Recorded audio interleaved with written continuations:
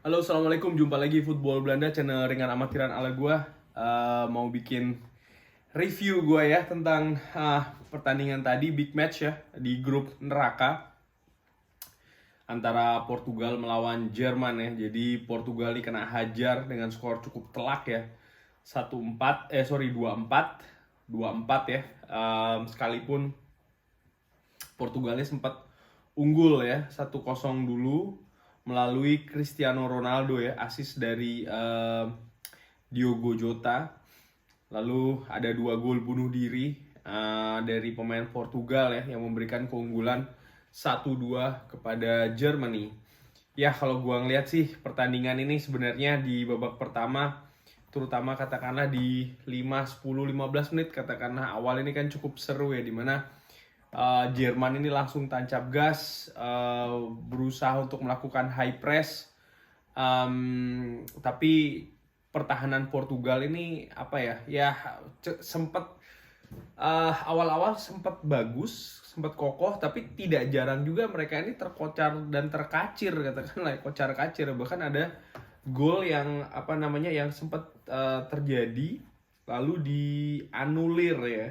Gua lupa tadi siapa golnya, tapi yang jelas sempat dianulir. Dan setelahnya nih memang ya possession sangat menguasai Jerman, total shots, total peluang mereka punya lebih banyak ya, jumlah passing juga mereka lebih banyak. Dan kalau gua ngelihat ini selain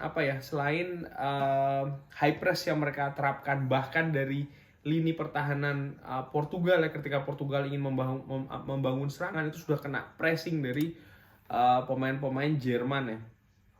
Dan ada yang menarik ini, perpaduan di sisi kanan dan di sisi kiri ya, di sayap maksud gue, antara Joshua Kimmich dan Robin Gosens ini sangat-sangat sangat-sangat cair, sangat-sangat mobile ya. Jadi mereka ini sering, bahkan kalau diperhatikan 2 gol bunuh diri dari Portugal itu adalah buah kerjasama antara 2 pemain ini ya, memberikan crossing yang menurut gue crossing jauh dari kanan ke kiri ataupun kiri ke kanan ya. Dan ini dikombinasikan juga dengan ya permainan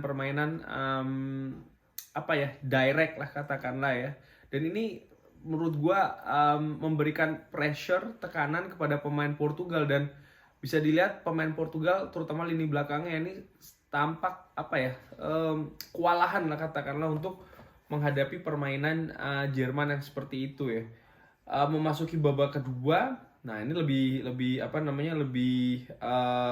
seru lagi ya, dimana ketika mereka memasuki babak kedua tadinya gue pikir ya Jerman ini akan lebih bertahan ya, mengandalkan serangan balik karena mereka sudah unggul. Tapi ternyata yang terjadi justru sebaliknya, mereka tetap melakukan high press, mereka tetap menaikkan tempo, dan ini betul-betul membuat kelabakan Portugal ya. Bahkan Jerman ini kan mampu membuat 2 gol beruntun, baik dari Kai Havertz dan juga dari Robin Gosens sendiri ya, dengan skema yang menurut gue cukup baik ya, terutama gol dari Kai Havertz ataupun juga dari Robin Gosens yang melalui sundulan kepala ya. Dan menurut gue prosesnya tuh sangat cair katakanlah. Dan ini juga gue sempat singgung di preview bahwasannya Portugal ini yang agak sedikit mengkhawatirkan itu adalah lini belakang ya, karena mereka punya seorang Ruben Dias,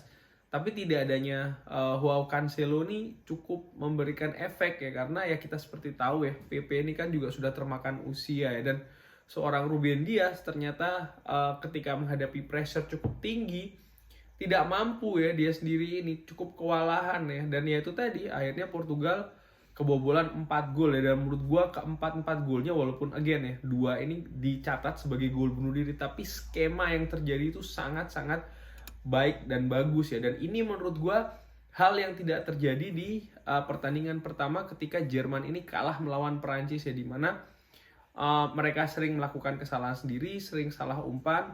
Pressing yang mereka lakukan ini tidak 100% berhasil ya, dan tidak 100% konsisten. Tidak seperti yang mereka tunjukkan di pertandingan tadi melawan Portugal ya. Pun juga ketajaman ya, atau clinical dari lini depan katakanlah dari Jerman ya, dimana pada saat melawan Prancis ini kan terlalu sering membuat peluang ya katakanlah, tapi tadi ketika melawan Portugal sangat-sangat tajam, sangat-sangat mumpuni ya. Jadi menurut gue ada perbaikan, ada peningkatan dari sisi kualitas katakanlah dari tim Jerman itu sendiri ya. Portugal akhirnya mampu memperkecil kedudukan melalui Diogo Jota, dan setelahnya ya Portugal berusaha untuk mengejar ketertinggalan ya, terutama setelah gol dari Diogo Jota itu, dengan ya itu tadi ya, mereka mengambil alih possession, lebih banyak menyerang.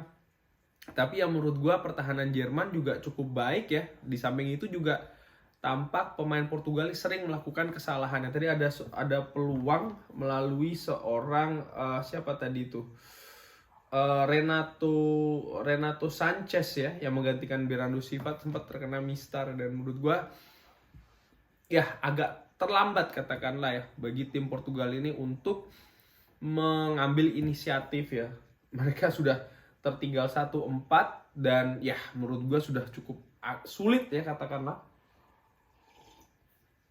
Apalagi dengan ya katakanlah permainan Jerman yang sedang on fire ya.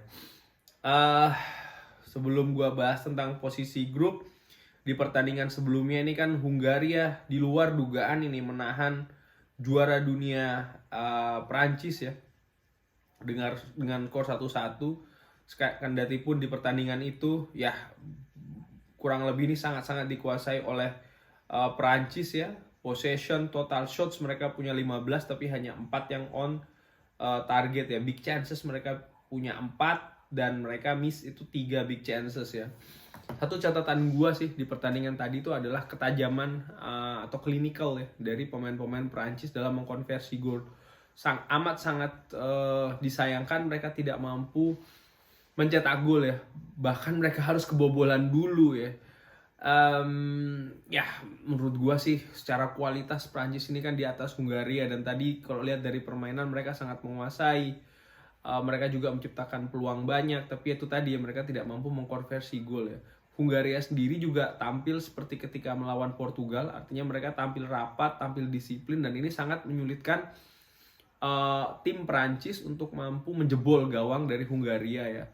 Menarik untuk diikutin apakah nanti Hungaria akan tetap mampu menampilkan pertahanan yang rapat dan disiplin ini ketika mereka harus tandang ke Munich untuk menghadapi Jerman di pertandingan terakhir ya.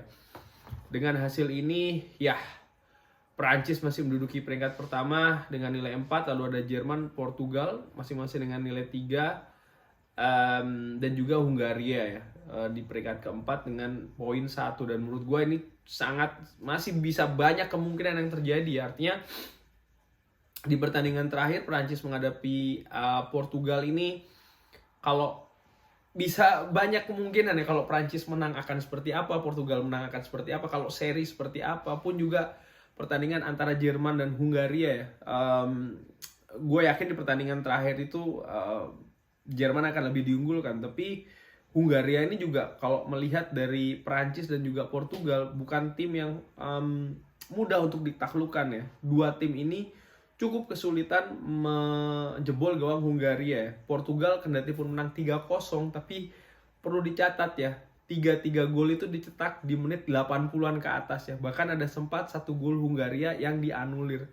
Kalau gol itu tidak dianulir, gue yakin hasilnya mungkin akan beda ya. But anyway, grup F ini betul-betul grup neraka. Sampai dengan pertandingan terakhir, semua tim ini masih punya kesempatan lolos. Kalau menurut gue, posisi dan lain-lain ini masih sangat cair, masih sangat menunggu pertandingan terakhir ya. Sangat-sangat seru.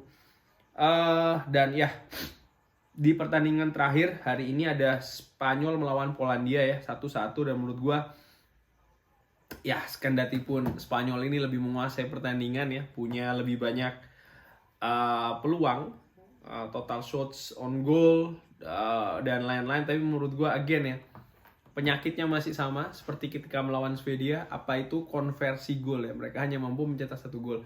Sempat tadi ada penalti yang gagal masuk ya, dan menurut gue itu sangat disayangkan karena kendati pun penalti dari Gerrard tadi kena mistar ya, kena tiang, tapi ya Alvaro Morata lagi-lagi sekalipun kipernya sudah out of position tidak mampu menyelesaikan bola muntah tadi menjadi gol ya, 1-1. Ya dengan hasil ini di grup E Tuan rumah Spanyol berada di peringkat ketiga dengan nilai 2 ya. Poland membuka peluang lolos, punya nilai 1, dan ya mereka ini catatan sih secara matematis ya harus menang melawan Swedia. Sementara Spanyol di pertandingan terakhir akan menghadapi quote-unquote tim terlemah di grup ini, yaitu adalah Slovakia. Patut dinantikan apakah Spanyol mampu kali ini di pertandingan terakhir ini memetik kemenangan nih, karena mereka kalau mau aman harus menang di pertandingan terakhir ya. Sebelum gua tutup pertandingan ini, video ini, besok ini ada ada 2 pertandingan ya di waktu yang bersamaan. Italia melawan Wales, Switzerland melawan Turki. Italia ini sudah lolos tapi belum bisa memastikan sebagai juara grup. Switzerland melawan Turki, Turki sudah pasti tersingkir ya. Swiss butuh menang besar sambil berharap Wales ini juga kalah telak ya. Kalau Italia melawan Wales, prediksi gua sih ringan amatiran. Sepertinya Italia tidak akan tampil dengan tim B katakanlah ya, walaupun mereka sudah lolos, tapi mereka harus mengamankan at least 1 poin untuk memastikan diri sebagai juara grup ya. Dan menurut gua Italia akan tetap tampil dengan mayoritas pemain terbaiknya. Wales akan lebih banyak bertahan mengandalkan serangan balik. Tapi gua yakin pertahanan Italia itu levelnya beda dengan Swiss dan juga Turki. Maka gue masih mengunggulkan Italia akan menang, walaupun mungkin dengan skor tipis ya, tidak sebesar ketika melawan Swiss atau melawan Turki. Sementara Switzerland melawan Turki ini sangat menarik.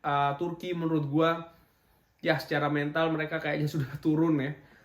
Selepas kalah 3-0 melawan Italia, ditambah kalah lagi melawan Wales, Switzerland punya peluang untuk menang. Gue lebih menjagokan Swiss tipis ya di pertandingan ini.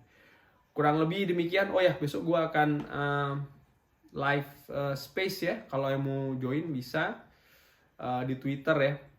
Sekian. Kalau jangan lupa like, jangan lupa subscribe. Tetap dukung Football Belanda, channel ringan amatiran ala gue. Wassalamualaikum.